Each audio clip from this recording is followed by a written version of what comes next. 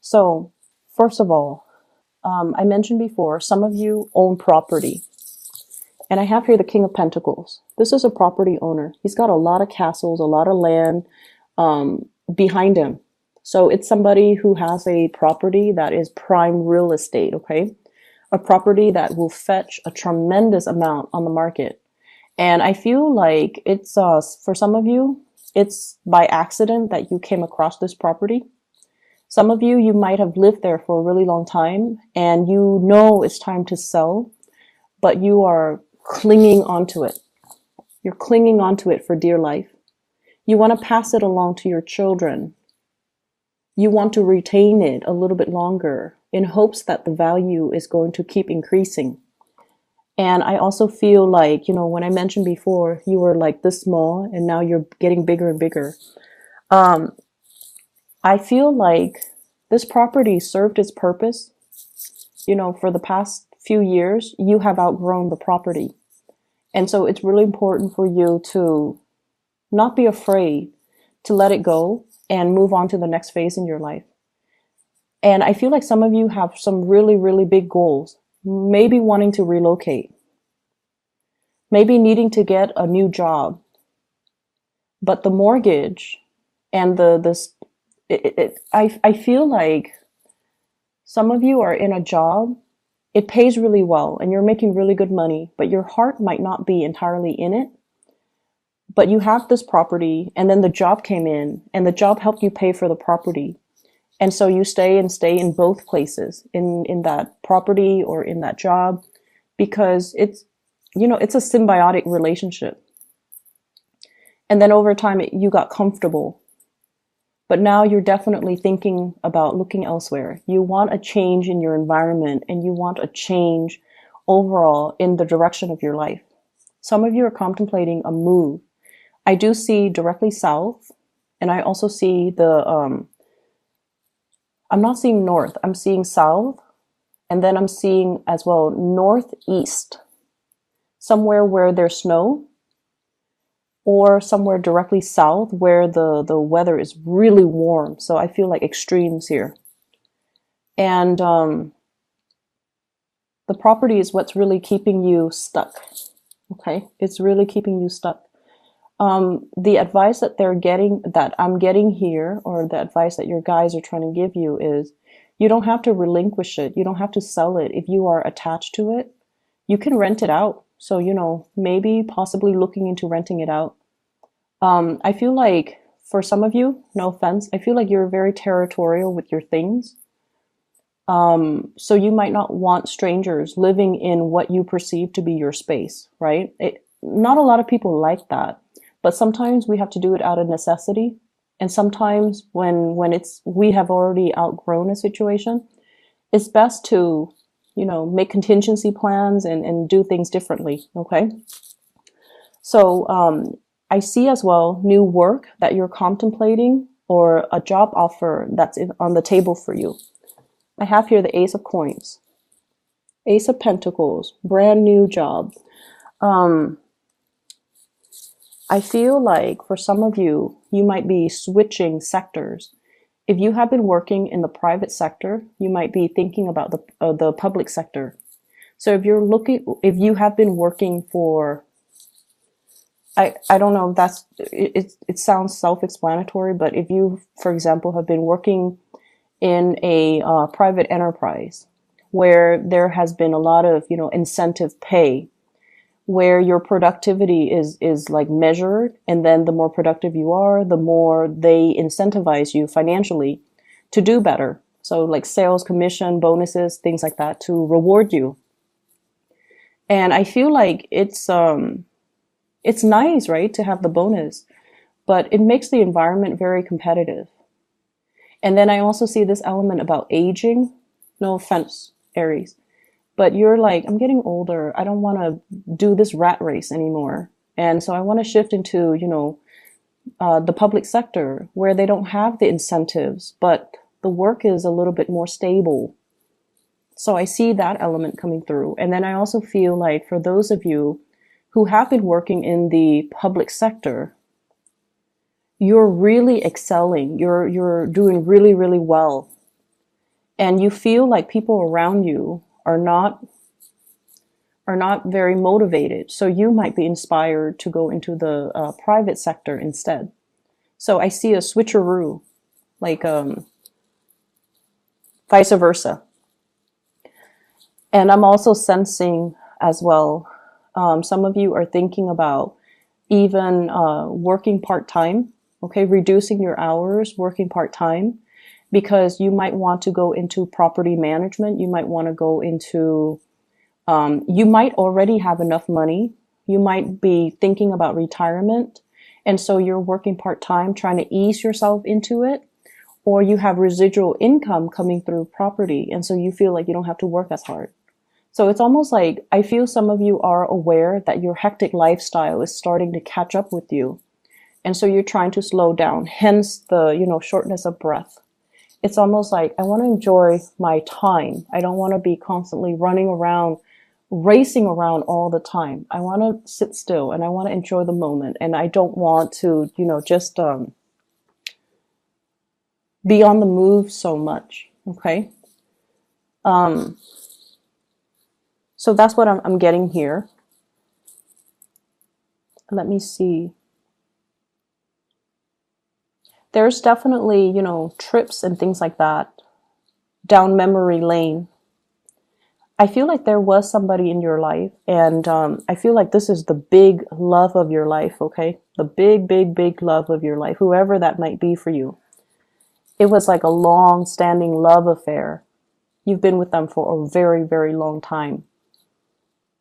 And this person is very loyal. And I feel like, there are traits about this person that is very admirable, but then again, no one's perfect. There are also a lot of bad traits about this person that you might not want to admit to yourself. And I have here a couple. Both are very independent financially. Both are very, very career oriented. So King of Pentacles and Queen of Pentacles, they might or might not be an earth sign, but either way, I feel like this is a couple, and this is somebody that you might be with where both people are just, working really hard, making really good money. Make sure that you don't do so much overtime, or they don't do so much overtime, that the relationship kind of, like work can drive a wedge between partners. If you're absent for long periods of time, you can start to feel the emotional drift, okay? But either way, I feel like this is somebody that you really, really loved. And I feel like it's in the past. And you saw this person as Mr. or Mrs. Perfect. And since I have a lot of female viewers, especially just across the board, I feel like, for you guys, this might have been the one you wanted to marry, the one that was like the big love of your life. And you saw a lot of good qualities in this person. They're smart. They're very accomplished. They're very reliable. When they say they're going to do something, they do it. You never have to worry about them straying because they're very faithful and very honest and very loyal. And for whatever reason, you know these things about them, that they're very honest, very loyal. And I feel like they're really, really good looking, very good looking. And I feel for whatever reason between you and this person, you got very possessive of them. You got very possessive of them. And you're not normally a possessive person, but this person triggers a lot of fears because, you wanted the relationship. And then I also feel like they stir up jealousy within you. They didn't mean to do it. They're not flirtatious. But they're somebody that is really good looking. A lot of people like them. A lot of people wanted to be with them. And they stir up a lot of anxiety, a lot of jealousy, possessiveness within you. And it was a really, it was a very deep, long relationship between the two of you. And you really hung on to that person, like hung on very, very tightly. And I feel like you wasted a lot of time with that relationship. It didn't feel that way because you thought they were Mr. Perfect or Mrs. Perfect. But I definitely feel there were, no one's perfect. This person has traits that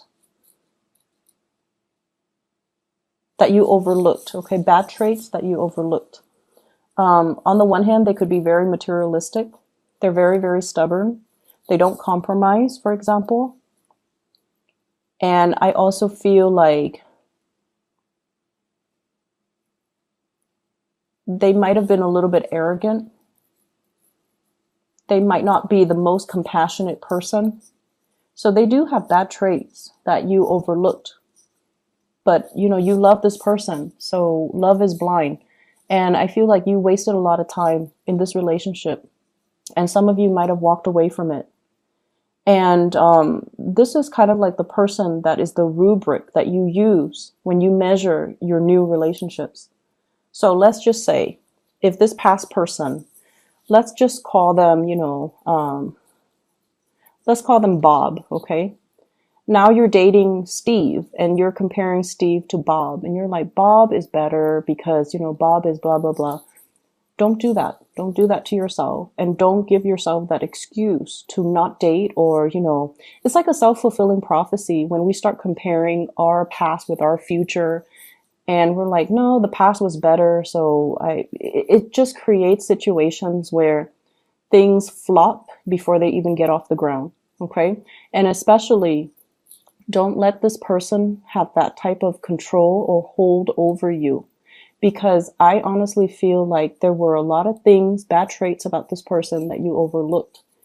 Yes, they're faithful and honest, but I also feel like no one is perfect, and you're putting this person on a pedestal, and they don't belong there. They definitely don't belong there. And there were a lot of hurt feelings as a result of this person, and you held on for so long. You wanted this fantasy with this person. I have here the Seven of Cups. This is the fantasy here. And I have the Five of Cups. This is the reality. Sadness, regrets. Okay, the one that got away. You have new love coming into the picture, but I feel like you still are not over this.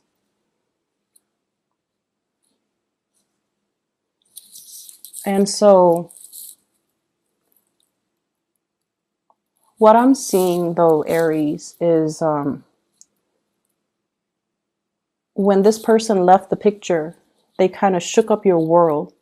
And your ideals about marriage, parenting, love, and romance, I feel like it took a nosedive. It's almost like you don't really believe in those things anymore because this person's no longer in the picture. And the person has moved on. You're no longer in contact with them. So don't let them have that control over you. And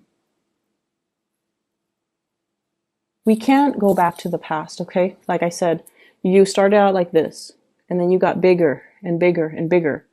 And honestly, when you were with this situation, and it could be work, or it could be this person, or it could be that property, it served its purpose when you were this small, okay? But now you're gradually getting bigger, and all of these things are no longer appropriate for you. But you're hanging on to the memory of it. You're hanging on to, the fantasy of it or the ideals of it.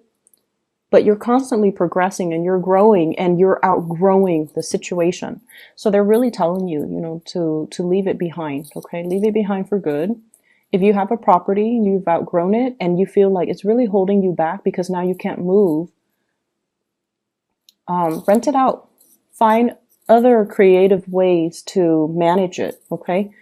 If you're in a job and, it was really stable, it helped you pay for that nice house, that nice car, whatever it is, and you feel like I've already maxed out. I feel some of you have really maxed out on your ability to get promoted, to get pay increases. You've already learned everything you need to learn. You can do the work like blindfolded.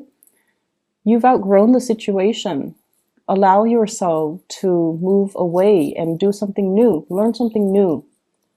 Okay, you've outgrown the situation. Family. I have some like troubling news when it comes to family, like agitation, things like that. And especially from a family member who might be an earth sign, Taurus, Virgo, Capricorn. Capricorn and Taurus come out strongly.